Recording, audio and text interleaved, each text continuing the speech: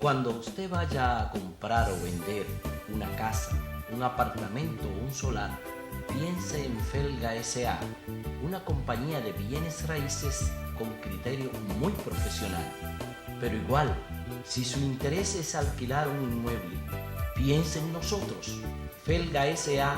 está ubicada en la calle Ramón Santana, esquina Máximo Gómez, en la zona universitaria, con los teléfonos 809-682-7202,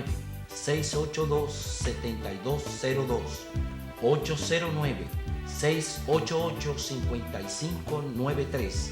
Recuerde que para comprar o vender o alquilar su casa, piense en Felga S.A.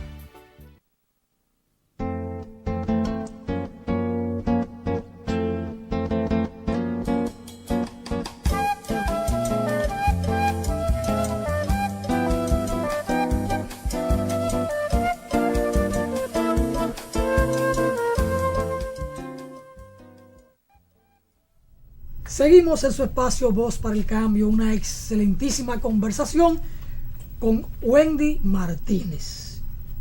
Wendy Zonaya Martínez Mejía. Juan Francisco decía en la parte introductoria del programa que Wendy, además de administrar justicia como abogada, es poeta.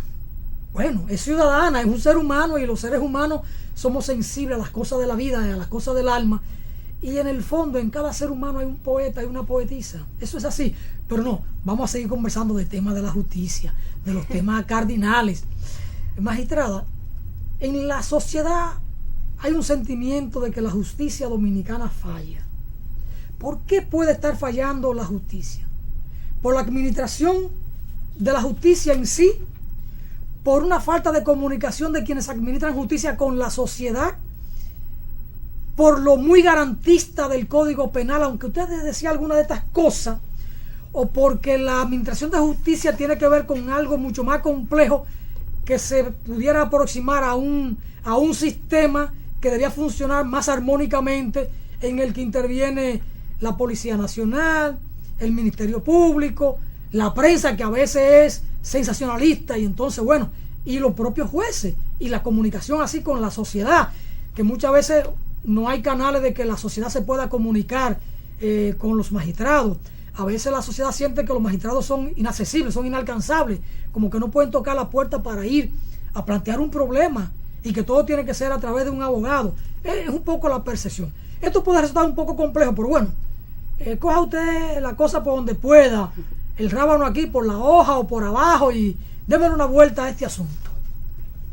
Lo primero que debo aclarar es que la percepción es una situación distinta a la realidad. La percepción es cómo se ve algo, cómo se siente. Puede ser realidad, pero puede no serlo. A partir de los sentidos. O sea que la percepción no es un juicio que se realiza a partir de información certera, real, y usted elabora una conclusión. Y como cada quien lo sienta. Sí, de modo que yo puedo inclusive contribuir a construir percepción sobre temas determinados. A mí me parece que con el tema de la justicia ocurre eso, que se ha construido una percepción. ¿Cómo se ha construido esta percepción? Bueno, desde diferentes puntos de vista. Primero, la percepción que tiene la ciudadanía de lo que es la justicia es la percepción que se reconoce o que se toma a partir de lo que se realiza en la justicia penal. De modo que tomaré como referente, para no incursionar en áreas que no son de mi práctica diaria, la justicia penal, que es lo que el ciudadano común tiene como referente de justicia.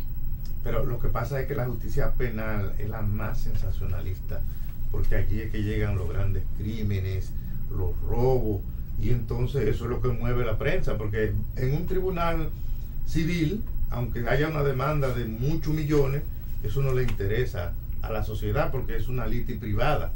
Sin embargo, el hecho, en estos días ocurrió un hecho que provocó llanto en la sociedad. Esos 3 niños muertos en un baúl de un carro. Eso es un asunto que cuando viene a ver llega al tribunal penal, y eso llama mueve mucha sensibilidad. A lo mejor es por eso que Claro, justamente eso es lo que he comenzado a explicar, es una construcción de esa percepción.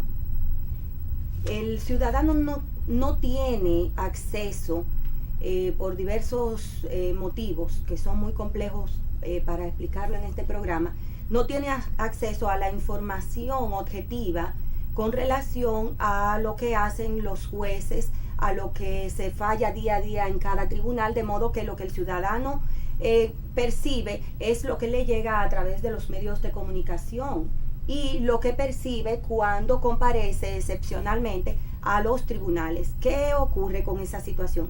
El ciudadano común, que no tiene un conflicto con la ley penal, que no es víctima, que no es testigo, que no es imputado, no va al juicio penal. Él lee la noticia, él la escucha en los medios de comunicación. correcto. Entonces la construcción que tiene el ciudadano de esa percepción es justamente la que le llega a través de los medios de comunicación y la que excepcionalmente puede tomar a través de un caso que él haya podido comparecer y ver la realidad penal en los tribunales. ¿Qué pasa entonces con el tema de la percepción de lo que es el sector justicia en los medios de comunicación? Que no hay una separación clara de qué es el Poder Judicial, de lo que es la Procuraduría General de la República, las actividades del fiscal, de lo que son las actividades de la Policía Nacional, y cualquier falla dentro de cualquiera de las instituciones o dentro de cualquiera de las personas que tienen algún rol dentro del sistema de justicia penal, aparece como una falla de la justicia. Y por lo general esa falla se atribuye a los jueces, porque los jueces son los que finalmente... Siendo la falta de un ministerio público, por ejemplo.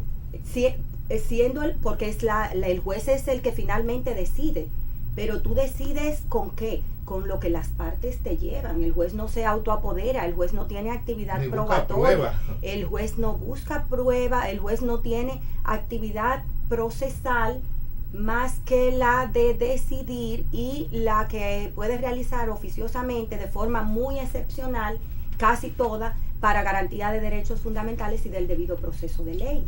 Cuando a usted le ha llegado un caso sin la debida fundamentación, mire, en la obra de Sancho hay una anécdota que cuando le fue entregada la isla prometida, lo primero que le llegó fue un conflicto de un sastre y un obrero. Y Sancho, que no se había sentado, no encontraba cómo definir esa situación, y lo que pudo hacer fue que pierda el obrero la tela y el sastre la hechura, y que reine la paz en la isla. Si cuando le llega un caso que no tiene los elementos, bueno, ¿qué hace el juez? El juez debe siempre decidir de conformidad a los principios. Hay casos que tienen solución en la norma, que es un proceso de subsunción mucho más simple, y hay otros casos que son esos casos en que cuando nosotros recurrimos a hacer ese cotejo entre los hechos y el derecho, no encontramos una solución puntual por parte del legislador. Entonces nosotros tenemos que recurrir a otro tipo de razonamientos que tienen que ver mucho con los valores. Y estos razonamientos son los que nos permiten decidir. Recuérdense que el juez no puede negarse a decidir, él tiene que decidir siempre. Pero cada materia tiene un conjunto de principios hoy en día que son las que le indican al intérprete de la norma bajo qué filosofía él debe interpretar la norma. Entonces, en materia penal, ¿qué ocurre? Que hay casos que definitivamente no han sido correctamente investigados, la prueba está contaminada, han sido instrumentados de forma incorrecta. El juzgador no puede enderezar ciertos errores, salvo aquellos que la ley le dice, le da el mandato, la potestad de convalidar algunos defectos procesales. Si no puede convalidarlo porque la norma se lo prohíbe, como en el caso de los derechos fundamentales, cuando hay vulneración de derechos fundamentales, la norma dice que no se puede. Pero ahí es que se le puede armar un escándalo a un juez. ¿Por qué la norma dice que tú no puedes convalidar defectos que tienen que ver con vulneración de derechos fundamentales? porque la vulneración de los derechos fundamentales puede conllevar el caos de la nación dominicana. La democracia, la separación de los poderes del Estado, descansa justamente sobre esa capacidad que tiene el juez, el juzgador, de negarse a convalidar defectos que alteran esos derechos fundamentales. ¿Por qué? Porque cuando yo permito que las actuaciones se realicen de forma arbitraria y luego la convalido, yo estoy convalidando la arbitrariedad. Es lo mismo que decir que llevar errores, admitir errores que otros le han llevado. Y errores que no se pueden admitir, que la norma te prohíbe admitirlo y que la norma no está fundamentada única y exclusivamente en una disposición de forma. Tiene que ver con la garantía misma de la esencia de lo que es el juicio. De modo que si el juzgador puede de forma arbitraria violentar las disposiciones constitucionales para convalidar defectos que no son convalidados ni convalidables por prohibición expresa de la norma, entonces el juzgador estaría justamente sumándose a ese conjunto de arbitrariedades que ningún ciudadano, ni el que está en conflicto con la ley penal, ni el que no está en conflicto con la ley penal, debe sentirse cómodo con esa vulneración, porque eso es una garantía de seguridad. Cuando el juzgador está sometido al imperio de la ley y puede someter al imperio de la ley las actuaciones del Ministerio Público, las actuaciones de la Policía Nacional, las actuaciones del Poder Ejecutivo, las actuaciones de la administración, las actuaciones del sector económico, el empresariado. Todo el mundo está sometido a la ley porque el juez que la va a aplicar está sometido al imperio de la ley. Entonces, en esa medida, el juzgador puede mantener la separación de los poderes y puede mantener la armonía y la correcta aplicación y la correcta materialización de los derechos individuales de cada ciudadano. No hay otra forma de garantizar eso.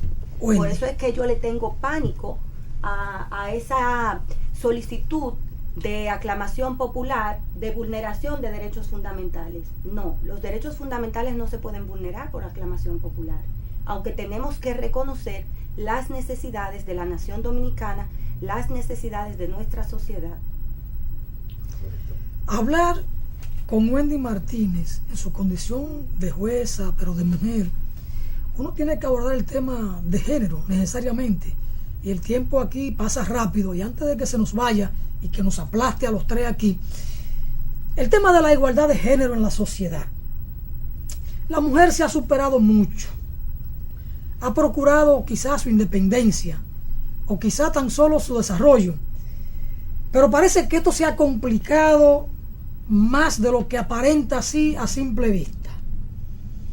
Hoy hay más violencia de género en la sociedad, hay más divorcio que antes, aparentemente, hay más madres solteras que antes, la familia aparenta con menos integración. Desde su condición de mujer, desde su condición de profesional, y como poeta yo voy a decir que de mujer sensible y de mujer que administra justicia, ¿cómo usted me valora este tema de género en la República Dominicana hoy? Me parece que la igualdad de género es muy fuerte para mí, por ejemplo, como mujer, tener que explicarle a dos machistas al mundo que yo soy un ser humano.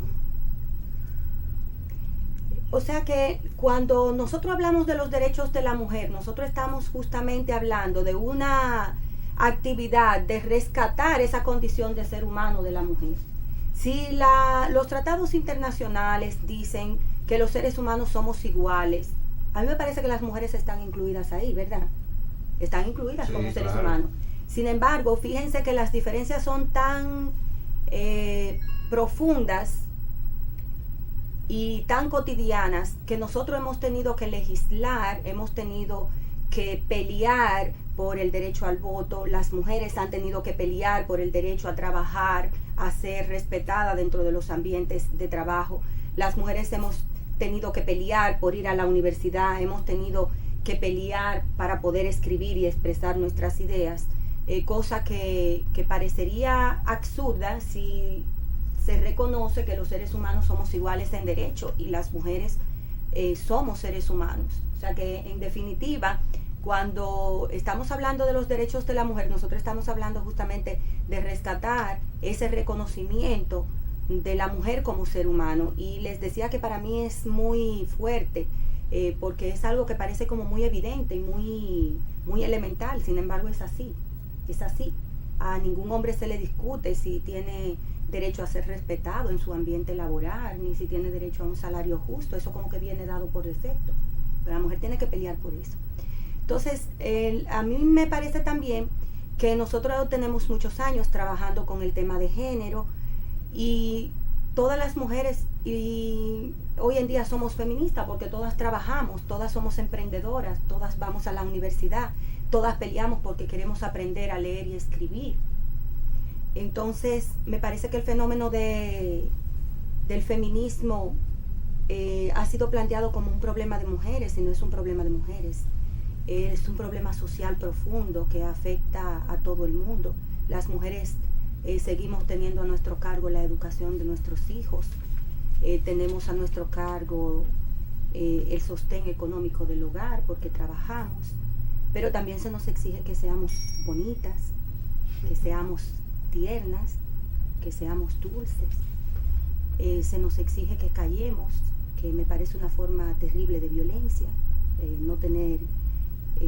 no reconocérsenos en nuestro ambiente de intimidad el derecho a reclamar, a exigir. Y ustedes ven que, por ejemplo, Alfonso, tú me decías ahorita al formular la pregunta que han aumentado los feminicidios porque la mujer reclama,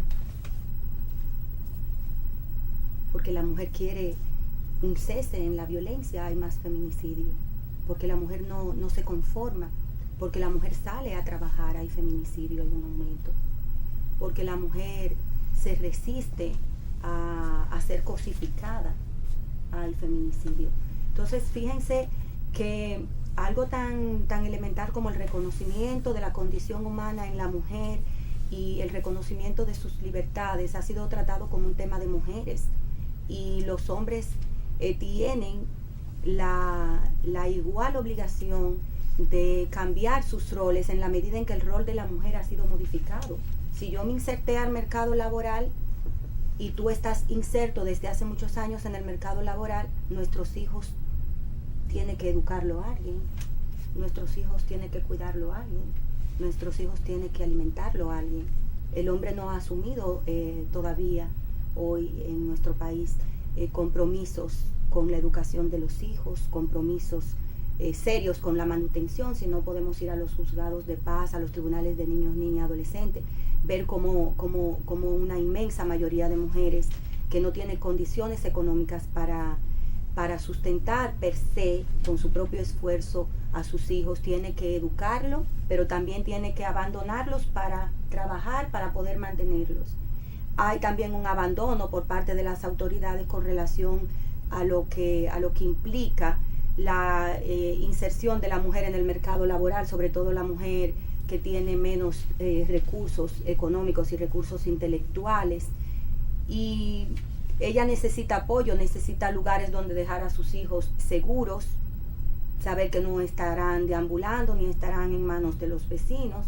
Ella necesita irse a su trabajo tranquila, sabiendo que sus hijos están en manos expertas, en manos cuidadosas, que están seguros, que están siendo educados, pero esos centros de asistencia no están tan disponibles, tienen un costo económico, y la pobreza en nuestro país sigue siendo un fenómeno que afecta de forma significativa a la mujer. De eso ustedes podrían concluir que aunque nosotros hemos avanzado mucho, las universidades están llenas de mujeres. De hecho, en la facultad, en mis clases, un 80% es mujer, son de sexo femenino. En posgrado y maestría igual. Sin embargo, hay datos estadísticos que revelan que esta inserción de la mujer en el mercado de trabajo es positiva, pero también tiene un costo muy elevado para la mujer, no porque la mujer quiera, sino porque no se ha readecuado el rol de lo masculino. Yo cambié mi rol completamente, pero yo sigo siendo la madre encargada de la educación. Yo sigo siendo la madre encargada de la espiritualidad de mi hijo. Yo sigo siendo la que administra el hogar. Sigo con todos mis roles tradicionales. O sea, a mí me han sumado muchos roles y yo estoy contenta de que esto sea así. Porque tengo otros roles, puedo estar aquí compartiendo con ustedes y hablarles de lo que es el sector justicia. Pero creo que la mujer necesita también que se vaya replanteando la interrelación hombre-mujer, tanto en el hogar como en el ámbito laboral, porque es necesario que la mujer sea feliz. Duarte decía eso mismo, ser unido para ser felices, ser justo para ser feliz. Wendy, entonces la felicidad es importante. En la medida en que yo soy feliz, tengo mayor rendimiento. Sí. Y mayor equilibrio emocional en la familia, en el hijo, los hijos, los vecinos. A mí me parece que no es solamente que tú puedas trabajar, es que el trabajo que tú realices redunde en un bienestar para ti y los tuyos como ser humano. Sociedad. Y por tanto, yo para decía la al principio, claro, que en la pregunta que formulaba, que si el juez o la jueza no tiene paz, no tiene tranquilidad espiritual, no es feliz, ¿cómo administrar justicia con equidad? ¿Cómo ser justo a la hora de administrar justicia? Wendy, se nos van a quedar muchos temas en el área del derecho y de la justicia. Vamos a seguir aquí los minutos que nos quedan en el tema de la mujer. Se ha dicho siempre, cuando yo era muchacho, que hace mucho tiempo de eso, se decía que la mujer es el sexo débil, cuando en realidad es el sexo fuerte. La mujer es la fortaleza, es la fuerza, es la que determina, es la que impone. Por ejemplo, el hombre nunca le dice a la mujer, vete a dormir para los pies. Es la mujer que le dice al hombre, te toca dormir para los pies. La mujer se impone. La mujer ha llegado a tan lejos que ha impuesto un lenguaje no sexista en la República Dominicana. Esto no pasa en otras sociedades, por aquí sí ocurre. Además, la mujer ha dominado la sociedad, la universidad, la escuela. Hoy en la Universidad Autónoma el 72% de la población estudiantil es mujer. Si uno va a la administración de justicia, es probable que hayan más mujeres en el rol de administradora de justicia que hombres. Es probable. Yo no manejo las estadísticas, pero por ahí andan las cosas. Wendy, las mujeres que administran justicia penal, que tienen que ver, usted tiene las estadísticas, ¿las podemos ofrecer? De cómo anda la población femenina y no, explíquela, va a ver cómo es que andamos. Es un dato importante. Sí, las mujeres que administran justicia en República Dominicana son 326 de 630. 50% más o menos, 52. 51.75%. 52%. Sí. Entonces, ¿qué es lo interesante del análisis estadístico? Estas estadísticas están disponibles en la página web de la Suprema Corte de Justicia y están cortadas al 1 de marzo del año 2013, o sea que son actuales. Ha habido movimiento después de marzo, que fue el movimiento que se produjo, un ascenso bastante significativo en el mes de mayo-junio, pero no ha variado de forma sensible el porcentaje de mujeres y hombres en el Poder Judicial, porque lo que ha habido es movimiento, ascensos. Gracias por ofrecernos las estadísticas, son interesantes y nos dan una idea de la trascendencia de la mujer en la sociedad hoy en día. Es muy importante que nosotros tomemos en cuenta que cuando nosotros analizamos las estadísticas, por ejemplo, si bien es cierto que el 51.75% es mujer en República Dominicana dentro de la administración de justicia, juezas, tenemos que ver que de ese 51%, menos de un 5% están en tribunales altos. En las altas cortes, solo 5 mujeres. De 16. De 17. En el Consejo del Poder Judicial, solo una mujer de 5 jueces que la componen. De las cortes de apelación y equivalentes, de 195 jueces, solo hay 77 mujeres. Es decir, el ascenso lo deciden los hombres. De 285 jueces que hay en primera instancia, entonces ahí sube la cantidad de mujeres, hay 164 mujeres. O sea, hay más mujeres que hombres en los tribunales bajos, pero en los tribunales altos hay menos mujeres que hombres administrando justicia. Eso tiene pero eso pasa explicaciones. eso pasa en el Congreso Nacional, pasa en los ayuntamientos, pasa en los ministerios. Sí. Hay muy pocas mujeres ministras en el país, a pesar de la llamada cuota que los partidos se han ido aprobando, porque bueno, hay sus problemas ahí. Wendy, una pregunta a propósito del tema mujer. Y decía, esta es una primera entrega, vamos a hacer un segundo programa antes de que se vaya el año para abordar otro tema del derecho con Wendy Martínez Mejía.